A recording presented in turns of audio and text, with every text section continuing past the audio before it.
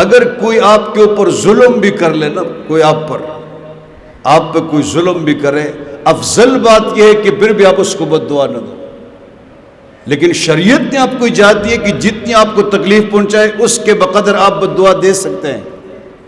خدا اس کے ساتھ بھی ایسا کر دو، اس نے میرا ہاتھ توڑا، تو بھی اللہ اس کا ہاتھ توڑ دے، یہ مت کو یہ اللہ اس کو سب ختم کر دو، ہاتھ پاؤں توڑ کر، یہ اس کی اجازت نہیں ہے۔ وَإِنْ عَاقَبْتُمْ فَعَاقِبُوا بِمِثْلِ مَا عُوقِبْتُمْ بِهِ وَلَئِنْ صَبَرْتُمْ لَهُوَ خَيْرٌ لِلصَّابِرِينَ۔ صبر کرو، اچھا ہے، معاف کیا۔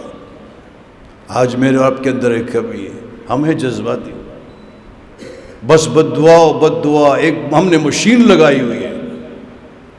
اللہ سے کہو یا اللہ اس نے میرے کو ظلم کیا، میرے ساتھ زیادتی کی ہے، میں آپ کی رضا کی خاطر اس کو معاف کرتا ہوں، اور یا اللہ آپ بھی اس کو معاف کر دیں۔ یہ ہے طریقہ۔ انتقام لے کر ہمیں کیا ملے؟ کچھ بھی نہیں ملے۔ بد دعا دے کر ہمیں کیا ملے گا؟ کچھ بھی نہیں۔ وہی جانان دی بدکڑی زب خکڑم، جانان دی بدکڑی زب خکڑم دا بد بدل برب خپل ورکوینا۔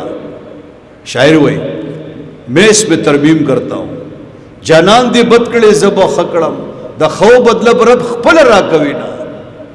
کوئی ہمارے ساتھ برا کرے ہم اچھائی کریں گے، اور اچھائی کا بدلہ اللہ رب العالمین خود دے گا۔ اور یہ قرآن نے بھی سفارش کی۔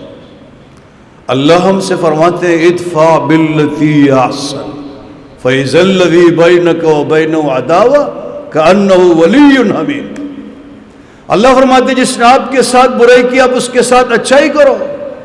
قرآن کا حکم ہے برائی کرنے والے کے ساتھ اچھائی کرو۔ یا اللہ کیا ملے گا؟ تو اللہ فرمائیں گے جو آپ کا بھی دشمن بنا بیٹھا ہوا ہے نا، تیرے پیچھے لگا ہوا ہے، میں اس کو تمہارے لیے گرم دوست بناؤں گا، یہ دشمنی میں دوستی میں تبدیل کروں گا۔